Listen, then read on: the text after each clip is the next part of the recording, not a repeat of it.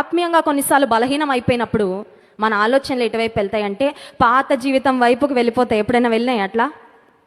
వదిలిపెట్టేసిన సినిమాలు ఉంటాయి కదా, ఆత్మీయంగా కొంచెం బలహీనం అయిపోయినప్పుడు అప్పుడు అపవాదం అంటాడు, అప్పుడు వదిలేవు కదా అక్కడ, ఆ సీరియల్ నంబర్ 102లో ఆపేసావు, ఆ తర్వాత చాలా వచ్చినాయి, అవన్నీ ఒకసారి వెళ్ళి చూసే, కొంచెం నెమ్మదిగా ఉంటుంది నీకు ప్రశాంతంగా. లేదంటే అప్పుడు సినిమాలు వదిలేసావు, అప్పుడు అలాంటి అలవాట్లు వదిలేసావు కదా, ఒక్కసారి మళ్ళీ వెళ్ళి go back to that old life, పాత జీవితానికి తిరిగి వెళ్ళు అనే శోధన కొన్నిసార్లు వస్తుందండి. నువ్వు ఇంకా డబుల్ కేర్ఫుల్గా ఉండాలి, ఎందుకంటే నువ్వు పడిపోతే అందరూ పడిపోతారు నీతో పాటు.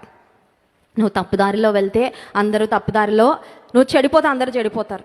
సో నీ మీద ఆధారపడేవాళ్ళు, నిన్ను చూస్తున్నవారు, నిన్ను గమనిస్తున్నవారు, నిన్ను అనుసరిస్తున్నవారు, నిన్ను మాదిరిగా పెట్టుకున్నవారు ఒకవేళ ఎవరైనా ఉంటే, నీ స్నేహితుల బృందంలో గనుక నువ్వు ఒక లీడర్గా ఉన్నట్లయితే, please know that you must be double careful not to make ungodly decisions.